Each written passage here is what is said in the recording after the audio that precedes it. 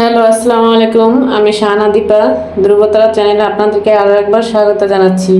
কাছে দূরে দেশে এবং দেশের বাইরে থেকে যারা আমার ভিডিওটি দেখছেন, আশা করি সকলেই খুব ভালো আছেন। আমিও আলহামদুলিল্লাহ ভালোই আছি। এটা হচ্ছে ঈদের দিনের ভিডিও। বাবা ছেলে এই জীবনের প্রথম তারা একসাথে ঈদের জামাতের জন্য তৈরি হয়ে যাচ্ছে। সাথে আমার ছোট দেবরও ছিল। তো ওরা নামাজের জন্য যাচ্ছে, আমি একটা ছোট্ট ভিডিও ক্লিপ নিয়ে নিলাম।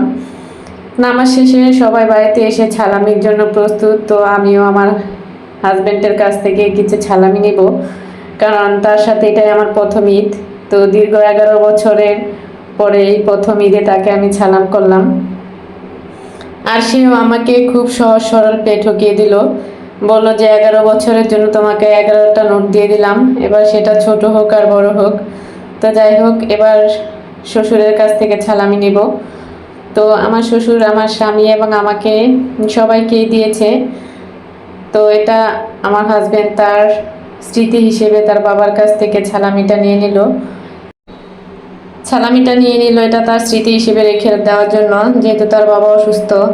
আর কবে আসবে আর কখনো তার সাথে ঈদ করা হবে কিনা জানি না। তো যাই হোক, এগুলো নিয়ে আমাদের ঈদটা গ্রামে কেটে গেছে। তো ঈদের পরে আমরা অনেক জায়গায় বেড়াতে গিয়েছিলাম, সেগুলো আর তোলা হয়নি। আজকে আমরা মাছ ধরেছি পুকুরে, আমার দুই দেবরে ধরেছে, সাথে আমিও ছিলাম। তবে আমি পুকুরে নামিনি, ওরা মাছ ধরে দিয়েছে, আমি সেগুলাই বহন করেছি। তো আমার ছেলেটাও ওদের সাথে অনেক আনন্দ করেছে, যদিও পুকুরে পানি খুব কম ছিল। আর দেশি মাছ ধরাটা আসলে অনেক আনন্দের বিষয়। আমার ছেলে কখনো এই মাছ ধরার সুযোগটা পায় নাই। তো ওর চাচাদের সাথে পুকুরে নেমে গেছে। আর ওই যে সিঁড়িতে দেখা যাচ্ছে আমার রাজকন্যা, সাথে ওর ছোট একটা ভাই আছে, ওরা অনেক দুষ্টুমি করেছে। এটা আমার ছেলে খালি গায়ে নেমে গেছে কেদার ভিতরে।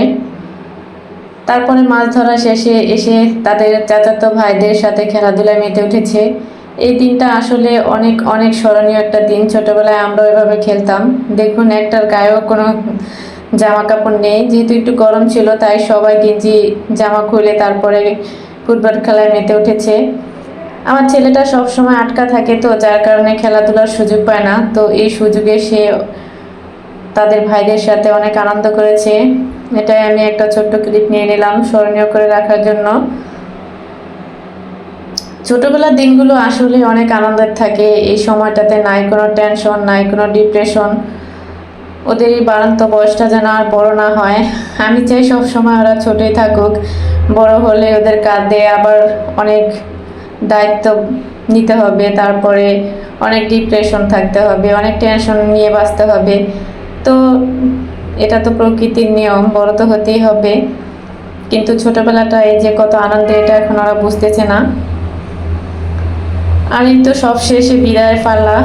এবারের মতো আমাদের শেষবারের মতো আর কি নোয়াখালীতে ভ্রমণ। আমার হাজব্যান্ড সবার কাছ থেকে বিদায় নিয়ে চলে যাচ্ছে, সে তার বাবার কাছ থেকেও বিদায় নিল। এরপরে আমরা এই যে চাঁদপুরের নদীটা পার হয়ে চলে আসবো শরীয়তপুরে। নদীর কাছে আসলে কেন যেন মনটা বিশাল নদীর মতো হয়ে যায়। নদীর যে ঢেউ, নদীর যে দৃশ্য, এগুলো আসলে আমার অনেক মন কাড়ে। খুবই ভালো লাগে নদীতে চড়তে। তাই আপনাদের সাথে নদীটাও একটু শেয়ার করে নিলাম। আমরা যখন নদীতে লঞ্চে করে আসলাম তখন নদীটা খুব শান্ত ছিল। বিকেলবেলা ছিল, দেখতেও খুব সুন্দর ছিল। এটা হচ্ছে চাঁদপুরের লঞ্চ ঘাট আর কি। এই ঘাটটাও অনেক সুন্দর। এখানে বিকেলে অনেক খেলনা নিয়ে মেলার মতো বসে খাবার দাবারও পাওয়া যায়। অনেকে ঘুরতে আসে, অনেকে নদী দেখতে আসে, আবার অনেকে প্রয়োজনের তাগিদে এপার থেকে ওপারে ভ্রমণ করে। মন চাচ্ছিল নদীর পানিটা একটু হাত দিয়ে ধরি, কিন্তু লঞ্চের ভিতরে এটা ধরা সম্ভব না। যারা আমার ভিডিওটি দেখছেন তারা অবশ্যই আমার ভিডিওটিতে একটি লাইক দিয়ে দিবেন। যেসব আপু এবং ভাইয়েরা লাইক দিতে ভুলে যান তাদের উদ্দেশ্য করে বলছি, অবশ্যই একটা লাইক দিয়ে দিবেন। আর যারা আমার চ্যানেলে নতুন তারা অবশ্যই আমার চ্যানেলটাকে সাবস্ক্রাইব করে পাশে থাকা বেল বাটনটি অন করে দিবেন। এতে করে আমি ভিডিও ছাড়ার সাথে সাথে আপনাদের কাছে নোটিফিকেশন আকারে পৌঁছে যাবে এবং আপনারা আপনাদের সময় এবং সুযোগ অনুযায়ী দেখে নিতে পারবেন। তো লং টাইম আমার গ্যাপ পড়ে গেছে, আমি অনেক দিন কোনো ভিডিও লোড করতে পারি নাই। আবার আশা করি নিয়মিত হব। এই তো আমাদের বাড়িতে এসে 2 দিন থাকার পরে আমাদের এয়ারপোর্টে আমার হাজব্যান্ডকে বিদায় দিতে চলে আসলাম। এই জায়গাটা তখন রাত 12টা বাজে। এই জায়গাটা সব সময় অল টাইম ব্যস্ত থাকে, কারণ এখানে কেউ যায়, কেউ আসে, কেউ হাসে, কেউ কাঁদে। তো আমার মেয়ে এবং ছেলে তার বাবাকে বিদায় দিতে চাচ্ছিল না, তাদের অনেক মন খারাপ। বাবাও তার ছেলে মেয়েকে রেখে প্রবাসে চলে যাবে, তারও অনেক মন খারাপ।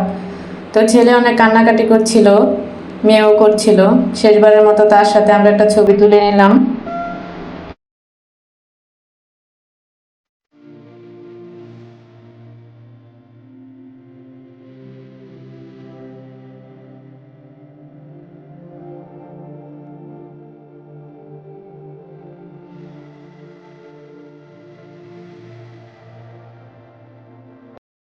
সকলে ভালো থাকবেন, সুস্থ থাকবেন। আল্লাহ হাফেজ। আসসালামু আলাইকুম।